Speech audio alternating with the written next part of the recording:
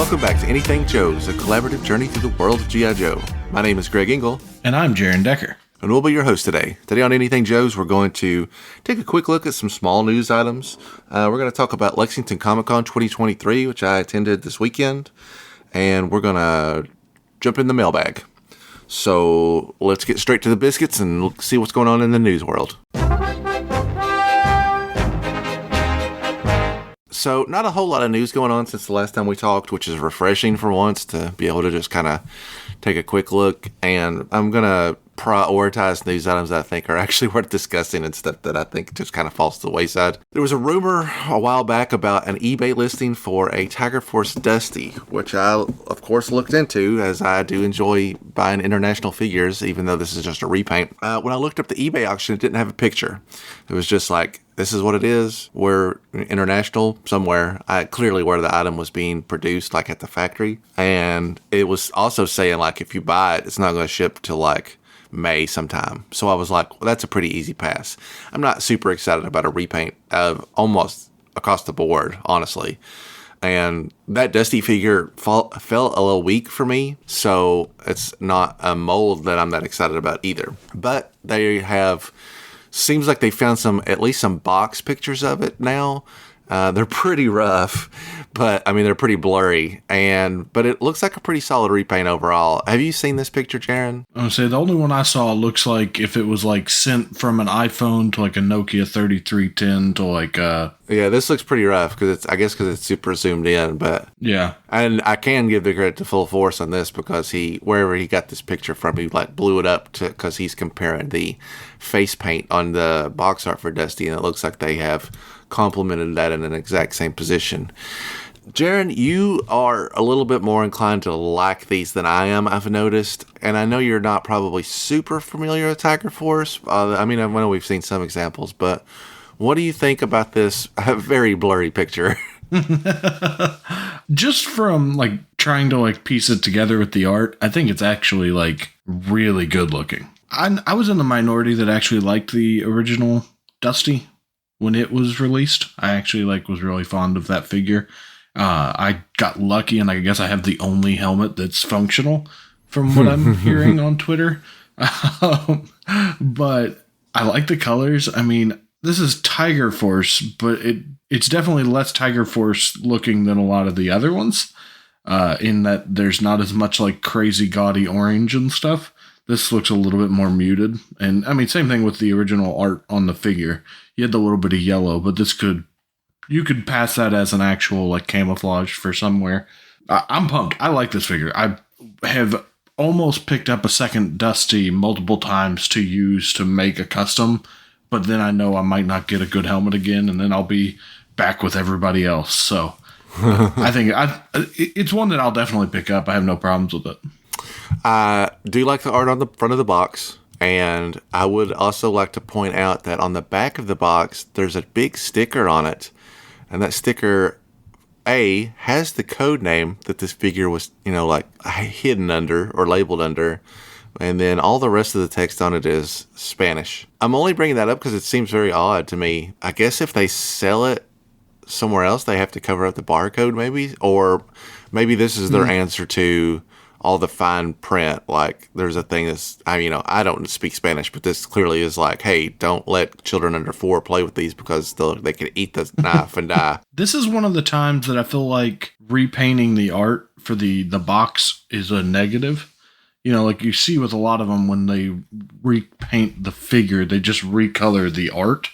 Mm-hmm. And so now you have Dusty in the desert with green. It just doesn't fit. Yeah, I'm just not very excited about it. I mean, in terms of leaks, there's a lot more that I could get stoked about. I can now credit this, that it looks like these pics are courtesy of Felipe G.I. Joe. I'm crediting the Full Force who credited him.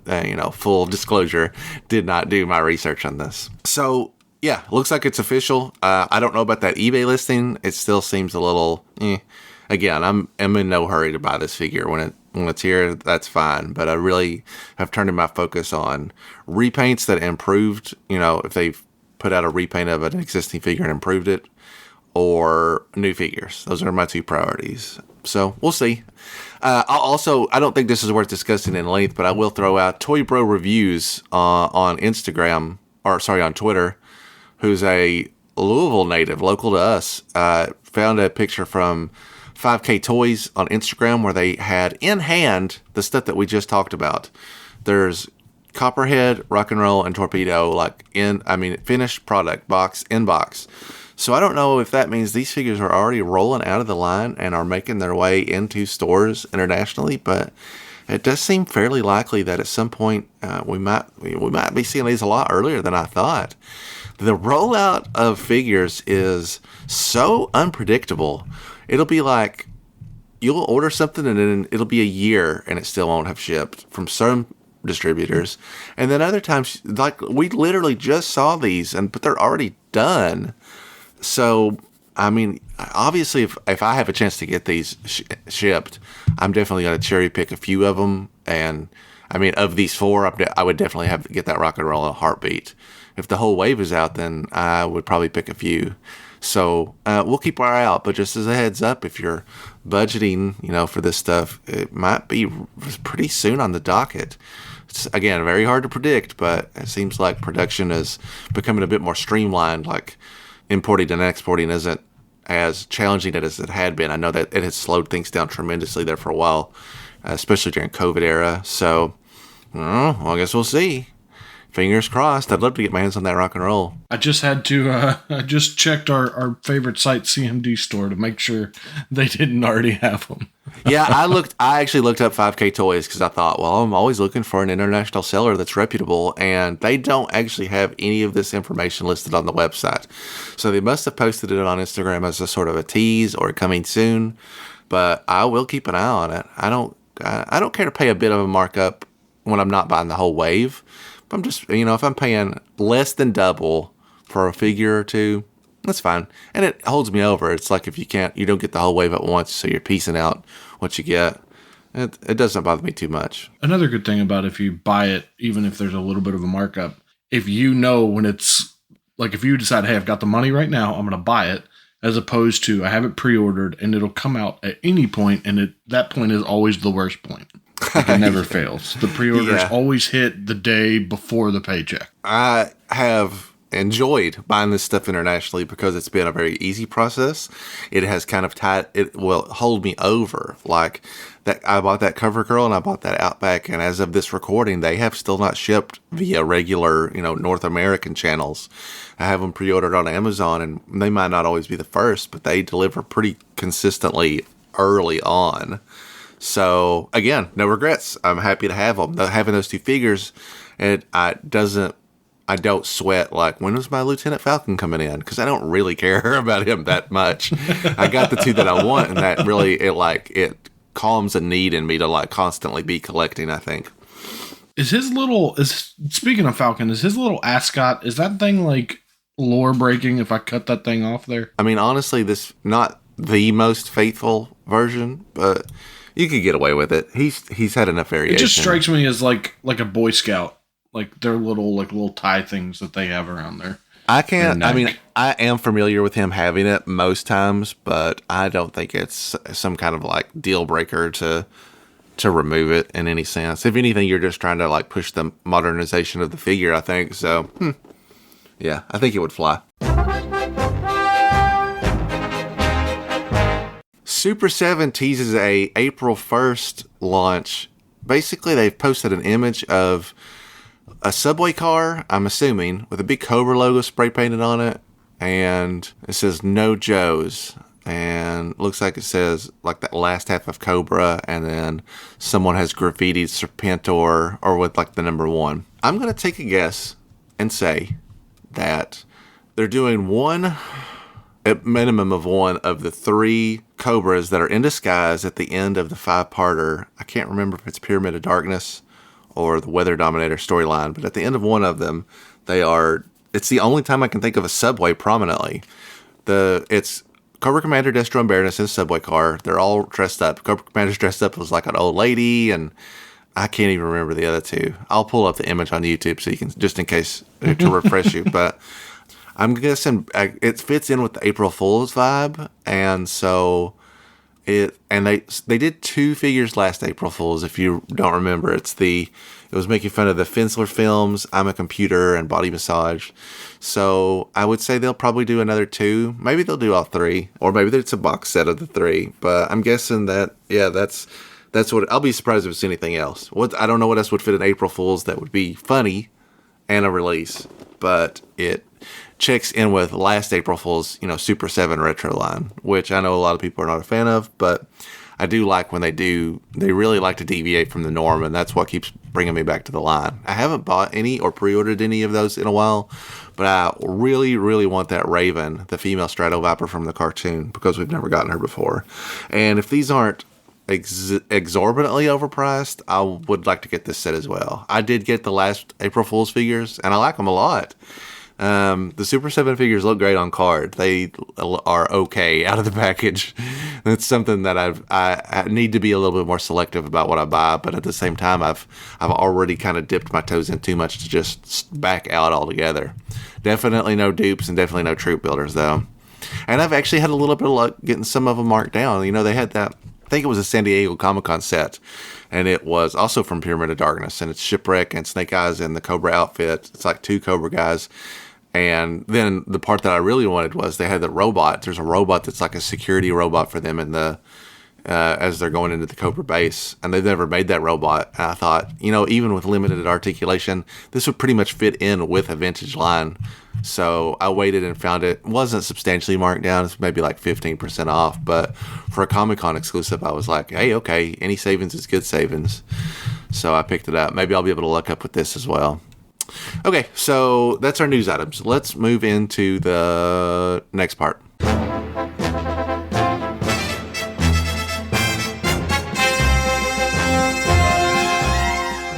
So this previous weekend I went to Lexington Con. Lexington, I gotta get the name right. Every convention always has some combination of the word comic and toy. Lexington Comic and Toy Con 2023. And I was there for a couple of reasons, mostly comic book creators. Did meet Sam Raimi, the director and writer of the Evil Dead trilogy. He did the original Spider-Man trilogy. And I really, really wanted to meet him. I have a Army of Darkness poster that's signed by Bruce Campbell, and I wanted to add his signature to it. And I was able to do that, and I was really stoked about that. And I bought one comic. I bought a Uncanny X-Men 101. It's the first appearance of Phoenix. It's a pretty rough copy. The cover's got some like a bend or a wrinkle to it, and not to get too off G.I. Joe topics, but it's a comic that I've wanted for a very, very long time, several years, but it's extremely expensive. So this was kind of a copy that was roughly within my budget that I thought maybe with if I have it pressed and cleaned, I might actually be able to make it semi-presentable. But no rips, no tears, minor wear for a book of its age. Just a beautiful cover. Great book altogether. So my collection of Keeb comics tends to focus on Amazing Spider-Man stuff and Uncanny X-Men stuff. And so this was one that I really wanted, and I was really stoked to pick it up. I met some creators. I met Glenn Fabry, who did the covers for all of Preacher, which was a book that was had a huge impact on me when I was growing up reading comics. And the reason we're talking about this now is because I met Larry Hama again. So I will talk about that briefly. I did not really talk to Larry a lot this time. I was kind of busy, and so was he.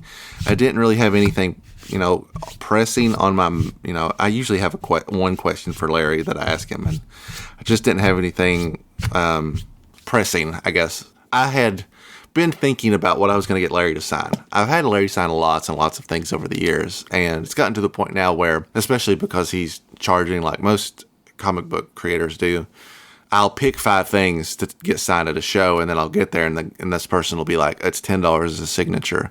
I'm not going to get into the ins and outs of how I feel about that, because I do think comic book creators should be compensated for their time, but budgetarily wise, I'm like, I cannot afford to pay $50 when I want to meet lots of comic book creators.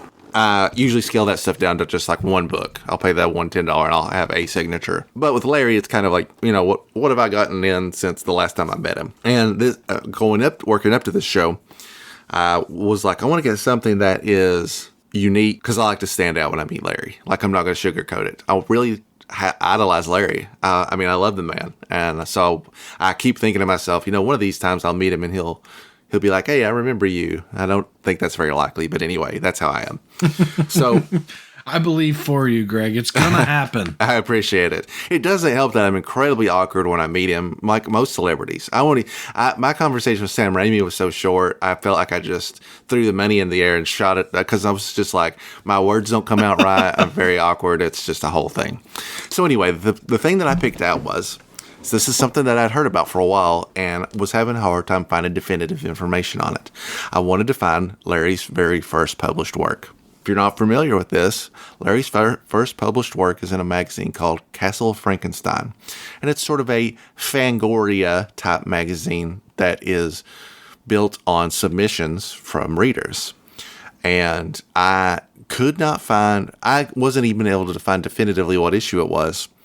And so I was just kind of like doing some rough math. I knew that Larry was like 16 years old, I think, when it was published. He was very young. And I took that math because I knew you can go on Wikipedia and find what year he was born. And I kind of did some rough math and thought, okay, it's probably within these 2 or 3 books. I started scanning them up on eBay.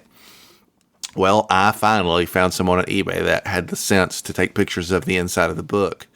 And with a little zooming, magnification, and scrutinizing, someone had taken a picture of the credits, and Larry's name was credited there. And I was like, great, this is what I want. So I bought it. If you look for this book, and I'll show it to you on our YouTube, and it's got a gigantic picture of Cesar Romero as Joker on the front, just to put you in the mindset of what was going on around this time. And I will also, because I have not seen it anywhere online, I will also scan and show Larry's submission. Larry's submission is a 6-panel comic strip. It's a full page, and it is very cheesy. But for, a young, I mean, it was as clever as anything I could have put out at 16 years old. So I don't mean to, I'm not looking down on it. It's kind of cute. And when you see it, you'll be like, wow, that's a kind of an unexpected. You wouldn't expect this to come from Larry because he wrote it and he drew it, again, as a teenager. So I took that to him. He was like, hey, this is my very first published work, which is kind of the reaction I was hoping for. And I was like, yeah, I know you have no idea how hard it was for me to track this down. So that was cool. And it's it's an interesting thing to have added to the collection. I like the unique stuff, and that's where I'm at with, I will always have something for Larry to sign, but I try to be more and more unique. Last year when Jaren and I went together, I brought that gigantic Jamie Sullivan poster. Well, this year we talked about, or at least posted on socials, that Jamie was selling his issue 300 and he was selling a bundle deal. The bundle deal was you get the regular cover, the A cover, you get the 1 in 50 Virgin cover, which is the same cover, no logo, which is the only one I was missing. If you'd been following my journey over these last several episodes, I wanted every cover for issue 300 because it's a seminal issue. It's important. It potentially could be much harder to get in the future. But that 1 in 50 cover was already over $100. So I was kind of struggling with that. And, well, anyway, Jamie was running a deal. You get A cover, you get the 1 in 50 cover, you get a 24 by 36 poster print of that cover for like $125. And I thought, well, okay, that's a pretty solid deal. And it would be signed by Jamie. And they were selling 20 of them. And he said, hey, if we sell all 20 of them, one lucky person will get a graded copy of both of these books. And I'll just cut to the chase. I'm the guy that won. So I got 2 CGC graded copies of the books. It's the regular cover is a 9.4, which is fine. But the 1 in 50 is a 9.8, which is awesome. They are validated signatures by Jamie. And I've been collecting comics for over 30 years. These are the first 2 graded books I've ever put in my collection. And I mean, I am ecstatic. I was so, you see a contest like that and you go, man, wouldn't it be great if I won? But historically, that, more people got to lose than win. So for it to show up, I was just like, oh my gosh, I can't believe it. What's the name of that book where it's like, if you visualize what you want, it will happen. That's how it felt, that I had willed it into existence. I was I was and am ecstatic. And I mean, like, it seems cocky, but I'm like, I have won something that not that I deserve, but I will show it the gratitude that it deserves. I feel very lucky to have gotten it. I'm really, really happy. It completes my collection of 300. I've added 2 wonderful CGC books that are important to me. So thanks to Jamie Sullivan, who does not listen to this show, but just openly, thank you so much. I appreciate it. I know it was random, but I'm really over the moon about it, and I'm happy to have gotten all the covers finally. That was something I wasn't sure if I was going to be able to do. So, okay, anyway, back to that. So I took that 24 by 36 poster and had Larry sign it because I was already bringing that poster for Sam Raimi. So I thought, well, what's another poster in the old tube? I had him sign that Castle Frankenstein. I had him sign 2 copies of G.I. Joe number 300. The original plan was Jaren had found a Marvel run of Star Wars that Larry had written. It was one single issue, and I was going to take that for him, but he just couldn't get it over here in time, and I wasn't able to find one cheap enough there. Have you read that Star Wars book? Because I am familiar with it. I owned it as a child. It was my brother's, but I don't remember it at all. Oh, really? That's awesome. Yeah, so I did read through this. It's issue number 48, and for my research, this seems to be the only one I can find that was definitively like written by Larry in the Star Wars run. Now he did art for some more and did some other things, but this is the one that he wrote this, and it tells a weird, wacky story of Darth Vader killing someone, but it actually ended up being a robot. And I would need to read multiple issues around it to figure out what the heck this context means. Because seeing Darth Vader and Leia just kind of hanging out on a planet was like jarring to me. So you can tell that it is written by Larry Hama. It's got a lot of, he talks about torpedoes a lot more in depth than any other Star Wars writer that I've ever seen. So it's kind of cool knowing how Larry likes to write and, the influence he's had on G.I. Joe. And, this is not what he impacted, but he still had a part in it. It's kind of cool. I love this cover, and I also am a really big fan of this run of Star Wars where they go off book. They were putting these books out in between the movies, and so they would reach a certain point in the comic and then the movie would come out and they would go, oh, whoops, we are way off base here. And they would have to kind of like course correct a little bit per, at least a couple times through the run. And I enjoy those parts of it the most, where it is almost like breaking into its own continuity. I have not read the entirety of this run. My brother did not collect comics like a normal human being. He collected it the way a 4-year-old child did, where he would just go in, pick up a couple, whatever his budget was, and then next month he'd go back and pick up different ones. It was literally like he was a window shopper, whatever appealed to him. So when he gave his comics to me, like he outgrew them like normal adults do, it was just like a hodgepodge of stuff, which I loved. I read so many of them, and it was just like there'd be Justice League. There was G.I. Joe. My first G.I. Joe books were in that lot. They had Star Wars stuff. He put a wide net out, but didn't read anything monthly that I could tell. So you're telling me you went through that collection and it'd be like, here's G.I. Joe issue 11, and then the next in the series would be like G.I. Joe issue 15. And like there were multiple books that would be like, Jack Kirby did a DC Superpowers comic, which was based off the Superpowers toy line at the time, and it was and is exceptional. And my brother read a lot of DC stuff back then, and issue number 3, which has Wonder Woman on the cover attacking, it says Amazons at War. This is the only issue he had. It picks up in the middle of a story, Wonder Woman and the Amazons are attacking, blah, blah, blah, blah. At the end of the book, I don't remember the exact details, but the gist of it is Superman gets turned into like a Neanderthal. And so he is like lashing out Captain Caveman style, and he's defeated everybody else on the Justice League. The only person standing between him and like ultimate destruction is Aquaman. And Aquaman is thinking, he just destroyed the rest of the Justice League. What chance do I have? To be continued. It would be like 10 years before I would be able to read the resolution of that story. And that's just an example of like most comics end on a cliffhanger. So the ones that did it really well would kind of like torture me. I'd be like, how the, and then of course 10 years later you're reading and Aquaman's like, oh, Neanderthal like fish, I'll just talk to him like a fish. Shut up, Superman. I mean, like, it would be very basic, like rudimentary. They would always put you in the end of the world crisis, and they'd solve it in the first 2 pages just to make sure you bought the book. I forgot what I was talking about. I got on a tangent. Just the Star Wars Marvel run is very good, and I might go back and reread that particular one just because Larry wrote it. I have gotten stuff signed by Larry in the past, especially when I first started meeting him, that was non-G.I. Joe related. I got some Wolverine stuff signed by him. He did a Batman fill-in randomly when I happened to be reading it. Yeah, I had some Bucky O'Hare comics from when I was a kid. I got those signed. So I have a pretty good little gauntlet of, like, not just G.I. Joe stuff, but that first year I think I got 20 things signed by him. So, like, I've got a pretty good assortment of G.I. Joe stuff signed. That's pretty much all I have to say, I guess, about Lexington Comic and Toy Con. There were a lot more G.I. Joe things there than usual for a standard con. I'm guessing Larry was a big part of that, but I saw a guy selling a complete whale. It was like $325. I think it was complete. I didn't check, like, for broken tabs or anything because I was not interested. There was a guy that had, probably about 40 or 50 figures. There were lots of single issues of the Marvel G.I. Joe run in, all over the place.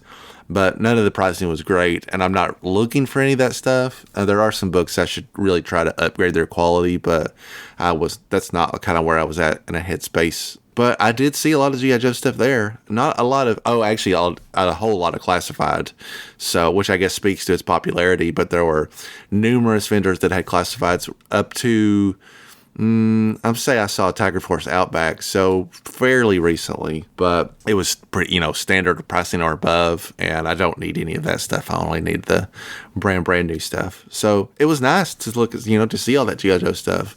It was a good con. Lexington Comic and Toy Con, if you've never been, is exceptionally well organized. They treat everybody really nice. If you follow Larry's personal page on Facebook, he posted this weekend, this convention has the best green room of any convention. They're serving him like brisket and stuff. Like they treat their people really nice, and that checks out because Larry has come back like 2 or 3 times in 2 or 3 years in a row. So I'm very pleased about that. Like, if they keep treating him well, he'll keep coming back. I'll keep getting it. Oh, I almost forgot. Of course, my number one priority when I meet Larry is, can I get a sketch? Because I want as many sketches from Larry as I can get. And I'm of the mindset, and I say this every time, that Larry will not want to, or maybe not be able to do conventions forever. He just had surgery on his hand again. He was sick recently. I'm not saying he's going to drop dead, because that seems malicious, but I am saying that I, as a middle-aged man, I think that the concept of traveling around to conventions sounds horrible. So I can totally see if his hand were to get worse, for example, and he couldn't sketch or even sign, hey, there's no point for him to do conventions anymore. So I feel a sense of, like, urgency every time I have an opportunity to meet him, that I'm like, let me get in there just in case, I don't get another chance. And the number one priority is always, can I get a sketch? So we've talked about this before, because it's always an endeavor. If you're ever going to a convention where Larry's there and you want to get a sketch, here are some rules to follow. Number 1, get there immediately. The list fills up probably faster than the first half an hour to 45 minutes, depending on how many he's willing to take on. Are you going to be there multiple days? Because he will sometimes sketch overnight and have them for you the following day. I've seen that. But in our case, we're almost always on a 1-day ticket, because we don't want to stay in a hotel. We don't want to drive back. It's like a 90-minute drive for us where we're at. So it's got to get done that day. If you got to get it done that day, but you better get there. I'm not joking. Don't get there and you think you're showing up early, because it can take like a half an hour or longer just to get inside the building. You got to be there. You got to commit to it, because we missed out the time Jaren and I went. We missed out, and we were not late. We were probably there within the first hour and a half of them opening. So this time we were still not as early as I'd like to be, but we were there as the doors were opening, essentially. There were still lots of people in front of us. So I'm going to say by the time we got into the building, it had been 30 or 40 minutes. So I'm immediately like, I know the drill. I'm like, all right, we got to go right to Larry. Haven't even gotten money out of the ATM yet. We literally just got our badge. I'm like, I got to see what it looks like, because if he can't do it, I had kind of made peace with it. The guys that I was riding with were running late, so I said, if we miss it, it's okay. I'll take that money. It's $100 to get a sketch now. I'll take that money. I'll put it towards a great comic. I'd come to terms with it. Anywho, I go there right away, and he's got like 23, 24 names on the list already. And that's about where he caps out. Also, there's a hot tip for you, is that he will cut it off or offer to do it overnight. So there's a guy getting his book signed. I just kind of like shuffle my way in. Like, I'm not trying to cut line. I just want to get onto this list. So I'm like, well, nobody's stopping me. I'm going to put my name down. So I wrote my character down. I'm like number 25. I hadn't heard this part. I'm sorry. You're telling me there's a bunch of people there, and you're just like, I'm going to scribble my name on this list real quick. There's a dude that is getting stuff signed by Larry. Larry is doing what he normally does, which is looking straight down. He doesn't kind of really pay attention to when people come up to him. The list is right in front of the dude. So I'm like, I got to get to the list. So I'm just kind of like shuffling around till I can get my hands on it, basically. So I wiggle around. I mean, I'm being polite, but I'm like, I feel a sense of urgency. So, and this dude this guy, they're not really having a conversation. He's just signing the books, and the guy's waiting to get his books back. So I get a hold of I go to the thing. I'm like, all right, well, what's the harm in trying? And so I write down my character and my contact information. The character that I selected was Don Marino. I flip-flopped on this a lot because I have gotten several characters that are very important to me already, and I never want to get the same character twice. So I'm thinking outside the box of like, what's a character that I want? What's something that would be unique? What's also something that Larry might actually be kind of interested in drawing? And Dawn was what I settled on, because I knew he designed Dawn, within the last 5+ years. It's going to be fresh. This is not a critique on Larry, I want to say this in an optimistic sense. Larry doesn't draw everybody with the same level of detail and quality. And I find that when Larry sketches women, they are less, I want to be nice about it, but they're not as good as the other characters. When he's drawing he's drawing weapons or ammo and things like that, there seems to be a high level of detail that comes with it. When he's drawing ninja stuff or even some basic anatomy, it doesn't look as good. I'm not saying it looks bad. I'm saying there's a difference in what you get quality-wise. So I was kind of floppy on it, but I eventually was like, this will be cool. It's something newer. It'll be interesting. Maybe Larry will actually it's a character that Larry likes drawing. And it turned out pretty good. I am happy with it. I had posted it on my socials. I've never gotten it. Actually, I stand corrected. I've only ever gotten one sketch from Larry that I felt kind of disappointed from. First time I met Larry, sorry, we're getting into real tangent territory here. The first time I met Larry, we showed up late. I did not know what the list would be like. This was back when he only charged $40 also, so it was a steal in comparison. And I was heartbroken because I thought, oh man, what if he never comes back again? I'll never have an original piece of art from Larry. We wait around to the very end of the show. I'm literally just standing in front of his table for like maybe 20 minutes. He starts packing up. He's got one unclaimed sketch. I say, hey, is this guy not coming to get this? Because I'll take it. And he said, yeah, it's $40. And I said, all right, I'll get it. And the character that it was a Jinx. And I don't have anything against Jinx, but this sketch it's just, again, I'm trying to be diplomatic about it. It's just not very good. I mean, I'm going to just say it. It was a very quick and hastily done sketch. It's my least favorite of the ones I have. And that doesn't mean I regret buying it. That doesn't, again, still better than anything I could draw on a piece of paper. And at the time, I was like, this or nothing, you bet I'll take it. You know what I mean? Even the worst sketch would have been better than not having anything Larry had in my collection. But I learned a lot from that experience. And I'd like to pass that wisdom on to you. In addition to getting there early, consider the character that you're going to ask Larry to draw. Because the characters that Larry draws the most are inevitably the sketches that turn out the strongest. When I first started getting sketches, and this is just across the board, a lot of artists chose Snake Eyes. I either gave them the choice, or I thought this guy's style will look great with Snake Eyes, and it usually did. But there reached a point pretty early on where I was like, I don't want any more Snake Eyes pictures, man. Like, I want to see the rest of the roster. I love everybody. I kind of put Snake Eyes in the vault. I was like, unless somebody specifically requests to draw it. Snake Eyes is also kind of an easy out, if you ask me. If somebody's doing, like, if I can only afford a bust and they're drawing a Snake Eyes, I'm like, this is so simple. You don't have to draw any facial characteristics. Like, I'm not getting my money's worth. But there have been examples where I'm like, this person draws a certain way that I just would love to see what a Snake Eyes looks like. Anyway, think about the characters you're asking Larry to draw, because the characters that Larry is asked to draw over and over and over again, he has perfected that to a certain sense. And so the second or third time I met Larry, I was like, I got to get Larry to draw Snake Eyes, because obviously he gets asked to draw Snake Eyes more than any other character. It's just basic logic, right? Just like it's the most produced figure, it's probably the most requested sketch.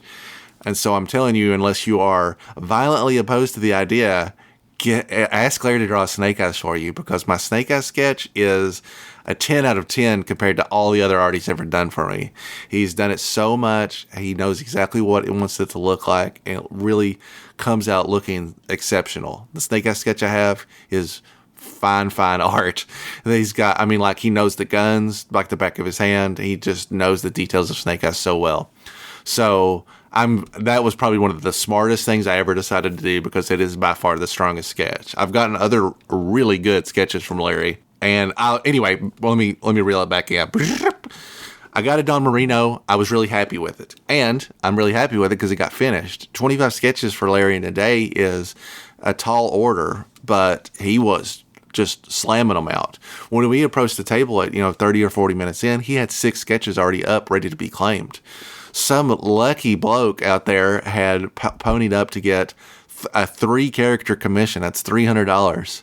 And it was like all 3 women. It was like Scarlet, Dawn, and I can't remember the 3rd character.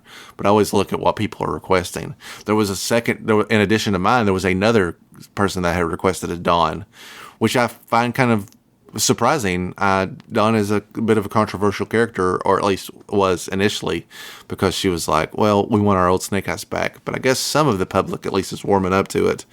There's lots of great sketches. People were always getting different stuff. You see people getting Breaker and Scoop. I'm always amazed at what people pick out. But anyway, he knocked it out. And also, Larry doesn't make a lot of money at these conventions because he doesn't have anything to sell. He sells sketches, and he, recently added prints on as well. And then, a minimal amount of money from signatures. When that's your bread and butter, you want to do as many as you can, because that's where you're making your money. So I like that. Obviously, that helps me out too, if he's trying to slam them out. And I don't feel like there's a degradation in quality because of that. I think, Larry has his own standards. He has said many times, he really only does this for the fans. Like, he's not sketching. I mean, obviously it's how he makes his extra money, but he tries to do it. It's still very affordable compared to what a lot of people charge for art at these conventions. He's the only person there that I can afford, but he's always the first person I go to anyway. Had a good time. Got to see everybody I wanted to see. Got everything signed I wanted. Bought a couple things, non-G.I. Joe related. But anytime I add a sketch to the collection, I'm like, great. I mean, I really do feel great about it. I'm going to continue to do it. Every time I can get a sketch, I'm going to get a sketch. The end. So, real quick. Yes. Somebody just shared on one of the Facebook groups there. They got that Larry Hama action figure signed. Yes. And it looks like this person has got it signed twice now, because his signature from last year is also not in the correct spot. So he got it signed again this year in the correct spot. Oh, man. I don't think... So now there's a signature on the front art and in the back signature slot. Well, that's still better than what I got, because I got the front and back signed, but he signed the back in the wrong spot. Do I dare pay $10 more to get it signed a third time? I don't think it's worth it. I think I'm ready to just call it quits, and I genuinely assumed that someone would at the point that I met him would have been like, there's a spot that says signature right here, and he would know to sign it there. But that's on me for not pointing it out. Apparently, after you. I mean, it makes for a good story. His Larry Hama 23 works. Also, so he's coming to Joe Fest in Augusta.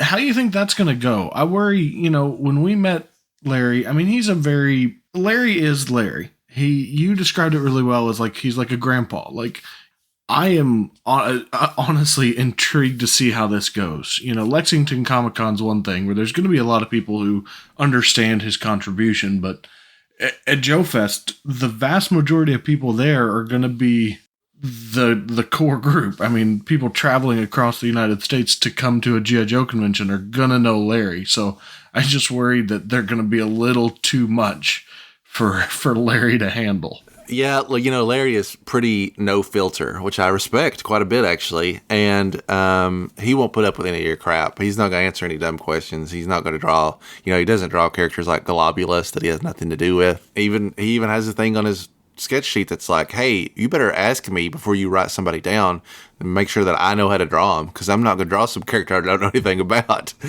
You know, Larry he did one of the like official G.I. Joe conventions. I don't remember which year specifically, but I know he's at least accustomed to being around the center of attention, essentially, which he will be, no doubt. Anytime you go to a G.I. Joe, centered thing, he's going to be the main pull.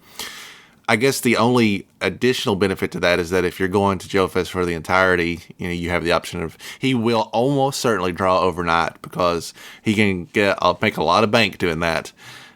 So if you're going to be there multiple nights, stop in the first day, see what his list looks like, get on there so you can pick it up the following day. Did you see the large group of people running like they were in the Andor Star Wars show? Or have you seen that since? No, I have not. So there's a group of people at Lexington Comic Con that were all dressed in the white and orange jumpsuits from the Prison Break episode of Andor. And they were all running through Lexington Comic Con yelling, one way out, one way out. And there was probably at least 30, 40 people in a big old group running. I just thought that was super funny. I was hoping you had seen it. I did not see that, but Lexington Comic Con is 3 different levels, and there are so much going on. I mean, there's tons and tons of cosplayers. There's lots of anime stuff going on, which I like because I'm like, great, that's something you can stand in line for that has no interest to me at all. The other, just you guys line up there. Just to put a pin on Lexington Comic Con, which again really is a very, very good event.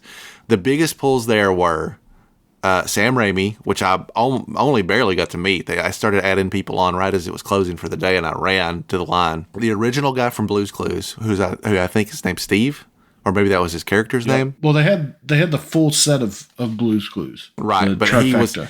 he was the big pull. The newer guy, you could just walk right up.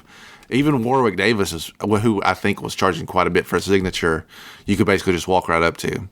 Tom Kenny, voice of SpongeBob SquarePants, had a huge line, and there was an anime person. I don't know who it was. If it's an anime that takes place after the year 1999, I don't know anything about it.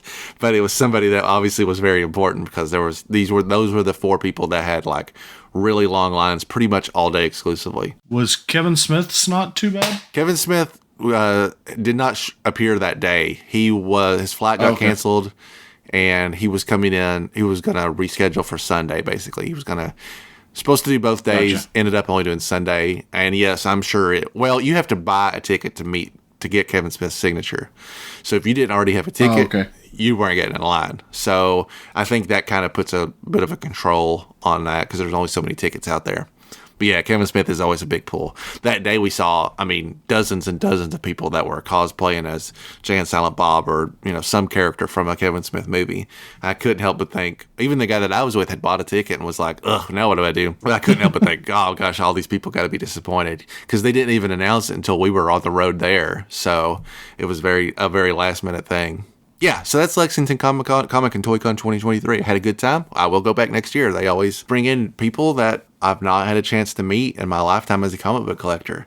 Glenn Fabry, the cover artist for Preacher, was a big deal for me. As I've been, to Chicago, to Florida, I used to travel quite a bit for Comic Cons.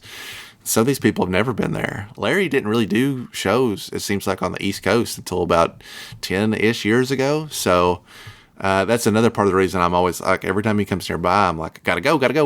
All right, so let's wrap up with a couple of letters from the mailbag because I want to try to stay on top of these as much as possible. Don't make me come over there and snatch you up off that couch. It's time for mail call. This message comes to us from Jeremy Scott. He wrote to me on Facebook and said, "Good evening, gentlemen. I'm a new follower to your pod and I'm loving it. I searched you out after listening to another pod titled, Is the USS Flag the Greatest Toy Ever Made? He says, I would have to say it is, and I would agree with you, Jeremy. I've wanted one ever since seeing that commercial the very first time. So between that pod and yours, I am deep into the rabbit hole, so to speak. I made a list of all the Joe vehicles I had between 1982 and 1988, no flag. Now I'm curious if you have ever come across a database of listed original retail prices, and is there a decent online price guide? I know these things are only worth as much as one is willing to pay, but I would love to find a guideline. My total came to 41 of the original vehicles from that timeline. Not bad if I do say so myself. I guess it was true I was spoiled rotten as a child if I only had that stuff today. 41 original vehicles as a child is definitely nothing to sneeze at. That's probably more than what I had. And I would also consider myself a little, maybe not spoiled, but my parents were very good to me. And I say, I have this story. This is like a core memory for me, but the year I got the Cobra Terrordrome was like a huge deal. I did not have a flag as a child either, or a Defiant. But so the Cobra Terrordrome was like the one really big piece that I had, and it was the center of just about everything that I played with, and I loved it. And I had a very large G.I. Joe collection, partially because it was the only thing I really actively was collecting for a long time. Other toy lines kind of came and went, but I was a G.I. Joe collector right up until the very end once I got started. As far as a database of listed original retail prices, I can't say that I have seen that for certain, but I will tell you that regionally prices were different on G.I. Joes because I have a lot of memories of my local Walmart selling G.I. Joes probably between 1985 to 1988. They were exactly $3.33, note before tax. I can see that little green price sticker burned into my brain, but obviously every retailer had a different, MSRP wasn't what it is now.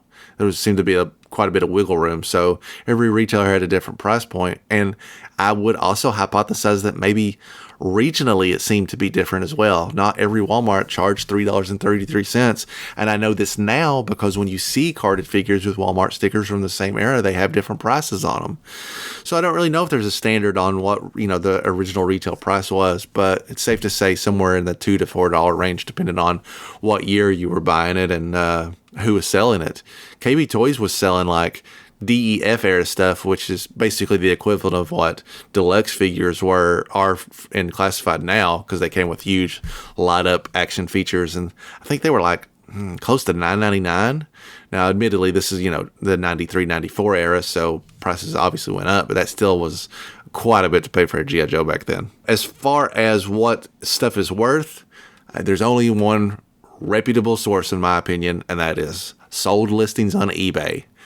If I'm looking for anything, I don't care if it's video games, comic books, or G.I. Joes, the very first thing I do is I look at what have people been paying for it.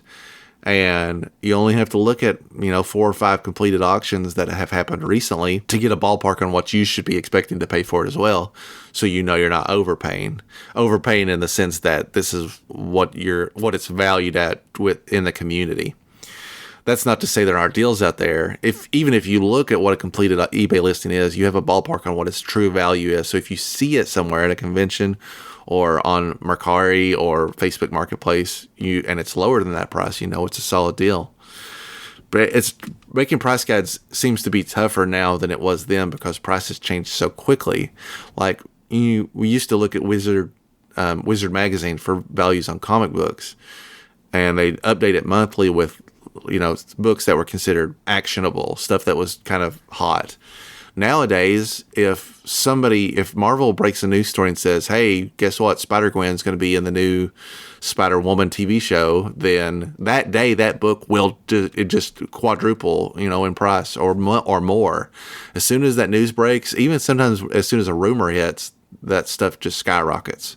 So a monthly price guide is considered obsolete at this point because there's so many better options for tracking it.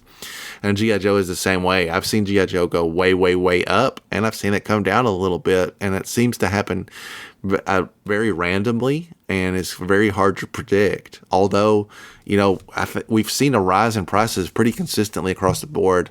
We've seen a couple of dips here and there, but at least since the pandemic initially began, prices started climbing aggressively, which they say is because people started working from home. They started looking for other avenues to kind of keep their sanity in check as they were stuck indoors. And I can relate to that because I guess that's something I just feel all the time. I don't have to be cooped up inside to feel that need to buy more stuff to soothe my nerves. It's the fuel that fires my collecting habit. Jaren, can you think of any other hot tips on, keeping track of what something is valued at? No, I mean, I think really sold listings is really the only thing that stays up to date.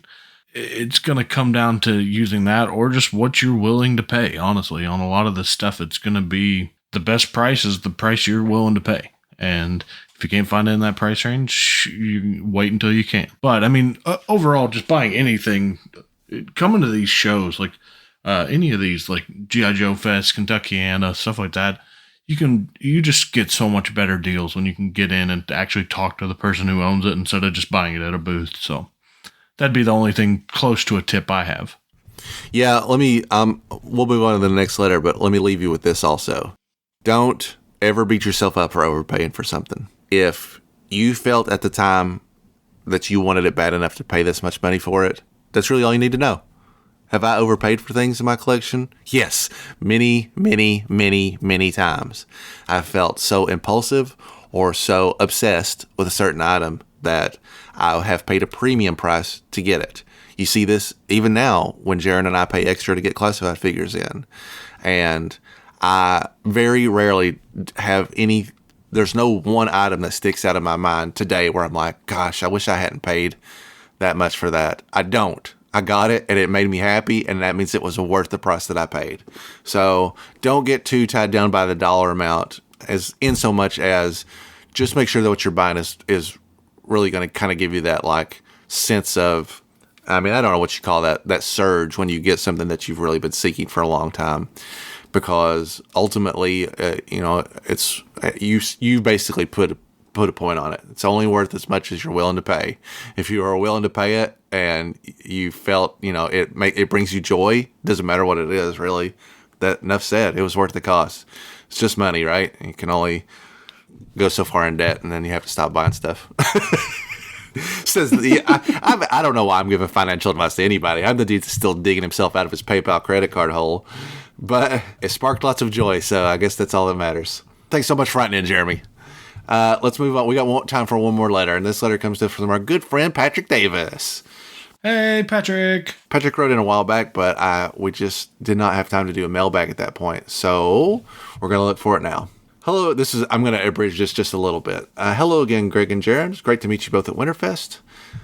For questions tied to my holy grail search for a whale, Patrick was searching for a whale when we talked to him at Winterfest. And also seeing a Night Force whale at Winterfest, completing the box for $2,500. Jeremy, let me back up and say that there will be a certain price point where you should balk, and that is if it will put you in extreme debt. It brought to mind a few questions. Question number 1, we'll do these in order as they are addressed. For 1982 to 1994 G.I. Joe collectors, what are considered the holy grails of collecting for both figures and vehicles? I think this is a very broad question because everybody has different grails. Some people will be very obsessed with Mickey Mouse Cobra Commander, for example, which is a very rare piece that's hard to find in good condition. I've explained it before, but just to be clear, the Mickey Mouse Cobra Commander is the very first Cobra Commander that came out. And before they redesigned the logo on it, he has a Cobra logo stamped on his torso that it looks like he has Mickey Mouse ears. And it is a low production run. The logo itself will inevitably fade or has worn over the years, just like any G.I. Joe. The one that I was lucky enough to acquire is not in great shape, but it looks okay. And in terms of grails, I think it qualifies. I think a lot of people would like to have one, but most people will balk at how much it costs because, again, it's almost more of a novelty. I would almost put it up there with like a misprint, even though that's not what it is. It was a running change. It's an oddity, I guess, is the best descriptor. Other figures that I think are kind of always hot buttons are Create a Cobra, which was the mail-away Cobra that you could design yourself. It came really close to the end of the line and was a mail-away only, so that makes it, a rarity by default.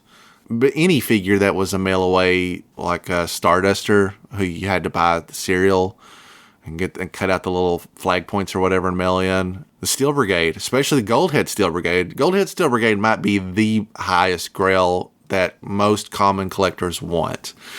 I don't have any research to back that up on. I just, based on how much it's valued at, how many collectors always seem to be chomping at the bit for it. People, to put that in comparison to the Mickey Mouse Cobra Commander, a lot of people will go, well, I got the regular Cobra Commander. I don't really need a Mickey Mouse, which is a totally valid stance to take. But for whatever reason, the Goldhead Steel Brigade, which is just a repaint of the original Steel Brigade, more collectors seem to consider it to be its own separate figure. And again, exceptionally rare, very hard to find. If you're a real completionist, you got to get like the little iron-on patch. It came with a full sheet of paper that had like all the information you had filled out, like what's his code name, what's his military specialty. A lot of people would consider that to be a requirement to be complete as well. I was really lucky when I got my Goldhead Steel Brigade. I got it before the boom happened, and I had bought a lot off this guy locally. You know how I am. It's been a long time since I've gotten a big lot, and there's very few stories like that. But this guy had it was quite an assortment. It had a Defiant in it, to put it in perspective, which is crazy. And there's a reason it could only be a locally done deal. Anyway, I got this stuff. I went through everything he had. And he did not have a Goldhead Steel Brigade, obviously. And it's funny because he approached me maybe 2 or 3 months later and was like, hey, I just found out this figure was really rare. And I used to own him. Was he in that lot? And I was honest and said, no, he was not. What I didn't say is that his backpack and gun was. And the backpack and gun for Goldhead Steel Brigade, which are the only two accessories it came with, are very valuable. Just as valuable as the figure itself, probably. So I had identified that stuff early on and put it to the side. And so when I was able to find somebody selling the figure separately, again, before the boom, still expensive, but obtainable, I was like, oh my gosh, this is perfect. I've completed the Goldhead Steel Brigade, which is not always a high priority for me, but was a kind of a fortunate event. Anyway, that to me is the highest grail. If you, the listener, can think of a figure or a vehicle that you consider to be a holy grail, I'd love to hear it. You can email us at anythingjoespod@gmail.com. You can leave us a comment on our YouTube video. I'm always interested in what people consider to be like the bad boys. You know what my grail is for figures, Greg? Probably something dumb like Star Brigade. No, what is your grail? You're right, actually. You're actually right. It's the Mexican Predacon, that red Predacon. Yes. I would love to get one of those. I mean, I know it's not the dollar amount isn't nearly as high as like the Goldhead Steel Brigade or Mickey Mouse Cobra, but like I would love to get one of those in great shape. I love that design of that figure, and I think it's just such a cool colorway with the red. Easily as valuable as any of that other stuff you just named. We saw a Mexican Predacon at Winterfest. I think it was like $600 on card. I might even be lowballing that, come to think of it. But obviously your grails change, right? I have a lot of the high demand stuff in various states of completion, like my whole collection has been and will be forever and ever. But my grails are changing. A Mexican Predacon is one of my grails because it's a substantial recolor. It is insane looking, and I love Predacons, so it checks out. He's the only one of those that I think is really truly worth the hunt because the other ones are very minor and their figures are not that cool. Predacon is cool. The other aliens are not. I mean, not as cool, at least. Figures. So I'll skim over and include playsets in this. Everybody knows there's 3 Holy Grails in the playset scenario, and we've already discussed them. The Flag, the Defiant, the Cobra Terrordrome. Those are the big boys. If you have those 3, if you're working on those 3, the heavy lifting is done because those are the ones that people always want. They're the 3 most iconic playsets because they were used all the time in everything, and they rule. They're all awesome. Other grails in the vehicle sets, obviously anything that's Night Force related. I've talked about, my struggles. I don't have any Night Force vehicles myself, because they're very rare. They were Toys R Us exclusives. They're all expensive. Even the little ones are pretty rough. The General is another one that comes to mind. The General is something that I hunted for a long time because it's so obnoxiously sized. It seems like it would be borderline impossible to ship because it's very long. It has lots of breakable parts. It would have to be disassembled to a certain degree, at least little things like the antenna that stick out and things like that. It has lights and sounds. So again, if you're a hardcore completionist and you need one of those that still works, which is probably becoming harder and harder to do. The Mobile Command Center is another one that I feel like is a hard one to buy unless you see it in person. It's very large, very unwieldy, very popular. Both really great design vehicles from two kind of separate eras. That's about the only bigger stuff that comes to mind. Everybody's grail is different. I keep saying this, but it's true.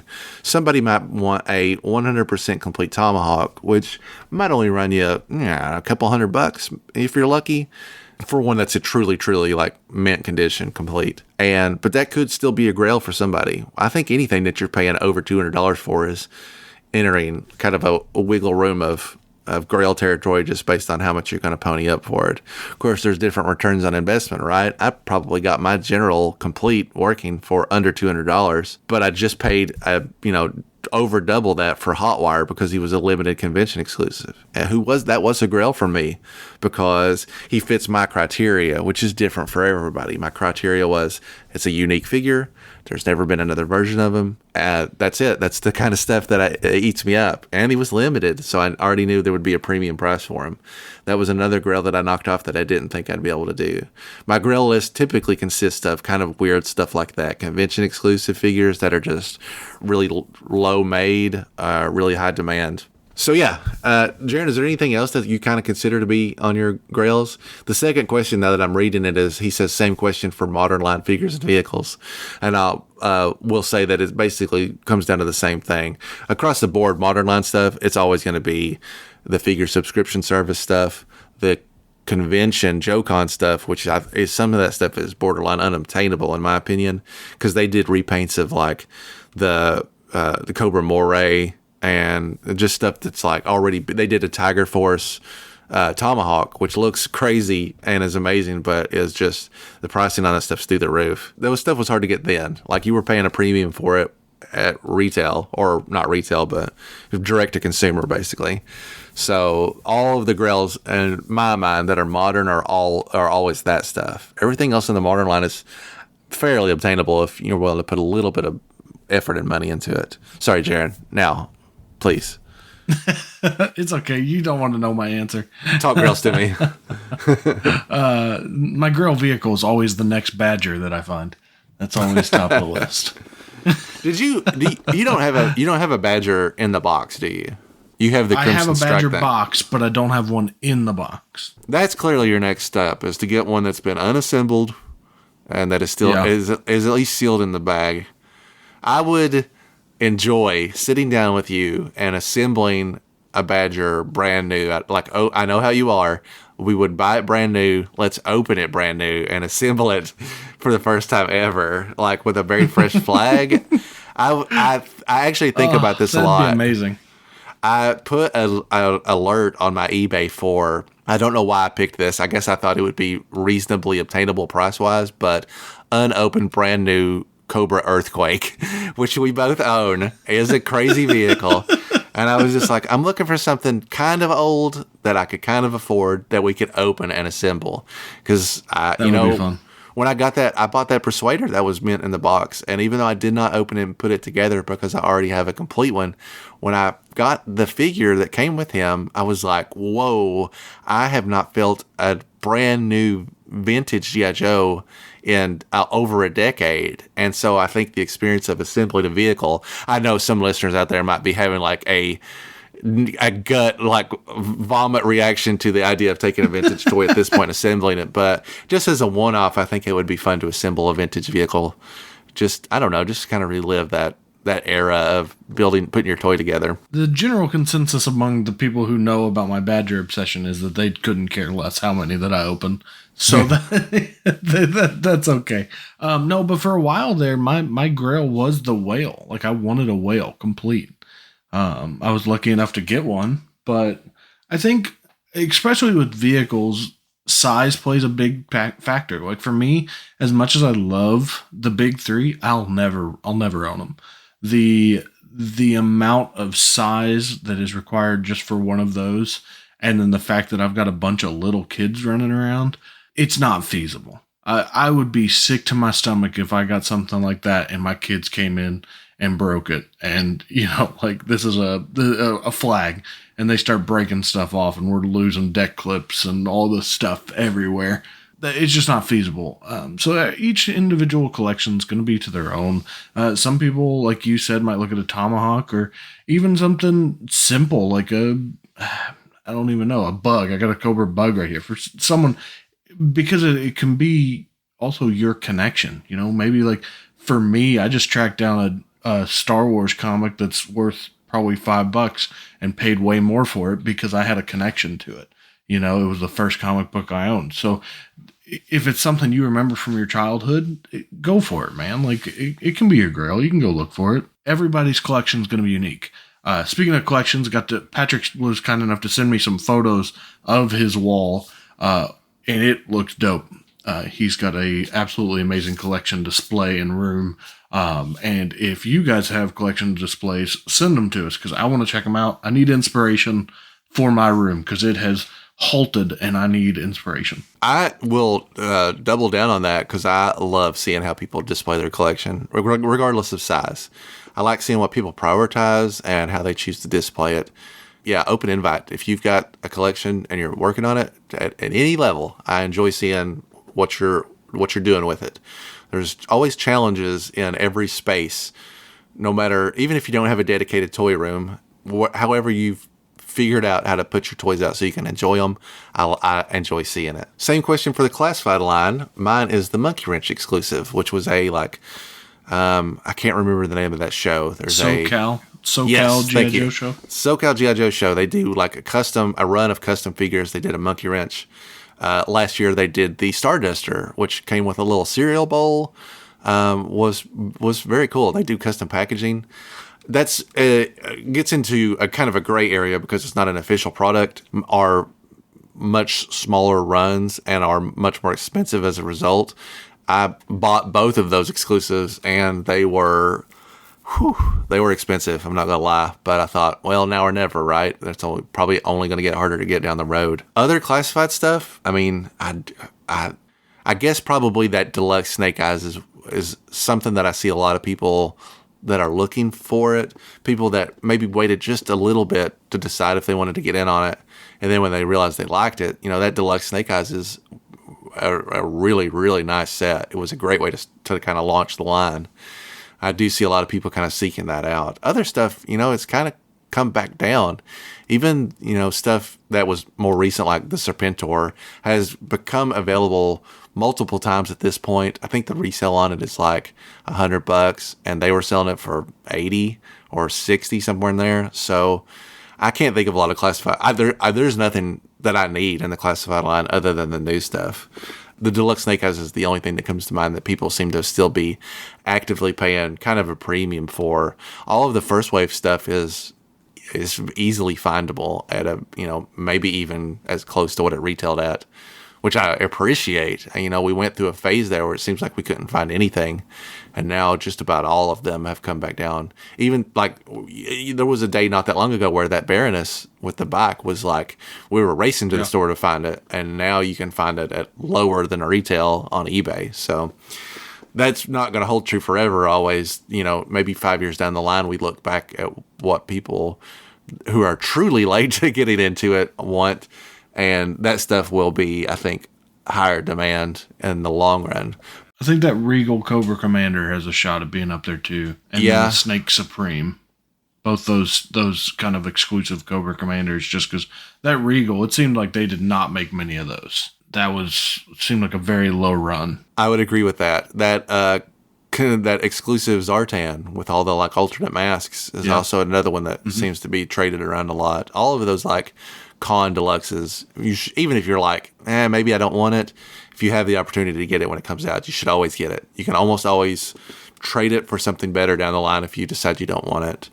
But they almost always go up in value at least a little bit. But in the long term, will probably continue to rise in price, over the time. Yeah, I try to think about it from a vintage collector standpoint, where you'd be like, oh, who's going to buy stupid Star Force figures?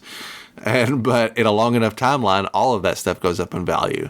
This is really the first time I've gone into a G.I. Joe collection, and I've been trying to get a lot to keep unopened. When I collected Modern, I mostly would only buy doubles if I was troop building. This time I've tried to buy, 2 of at least every unique character to have one to put back in the box, which I regret a little bit because it takes up so much space and also is a bit of a crapshoot, right? Is this Dusty in the box ever going to be worth more than retail because it sucks? Probably not. But I've reached a point where the compromise for me is that I'm not buying dupes of anything that I already have, a good version of. It has to be a figure that we've not seen before, and it has to be in an outfit that I want. I'm not even buying like duplicates of any repaints. I'll buy one, and I probably won't open it at all because I don't even have room to display all my unique characters in the classified scale right now. It might change if I do ever get a good space to display them, but for now, I'm trying to like scale back on it quite a bit. And then optional, same question for you guys. What are your holy grails? I think we pretty much talked about that. He says if you want to answer and not let every vendor know what you're willing to trade a kidney for, joke's on them because these kidneys ain't doing so good, babe. So come on and make a deal. For my next question, curious to hear your thoughts on whether a Build-A-Figure approach with the classified line, similar to what we see with Marvel Legends, could help expand the line and a logical value add to Hasbro's exclusive offerings. My thought is that it could be a great way to introduce a figure that's a bit larger in size, like Nemesis Enforcer, the Cobra Snake, or Raptor with large scale wings, etc. As always, thanks for continuing to bring the content, Patrick. Patrick, thanks again for writing in. I think the Build-A-Figure is a no-brainer. I'm actually kind of surprised that they haven't tried that already. They set the standard, right, with the Marvel Legends Build-A-Figure, which I can only assume it's been immensely successful because they do it time and time again. So, yes, I do think that it's something that they've got to at least be thinking about it. Now, in terms of what I would like to see them do, yes, I think a Nemesis Enforcer is a solid idea. I think the Snake Armor is a solid idea. You're looking for something that's big, but really only slightly bigger than an actual classified figure. I mean, in the original days of the Marvel Legends, the very first Build-A-Figure was a Galactus, which I put together and assembled. Nowadays, it doesn't seem like they set their sights that large, because that Galactus was pretty large at that time. Nowadays, you see just like more complicated figures, like they did a Mojo, which is only roughly 2, maybe 3 times the size of a regular figure. He's just wider and larger.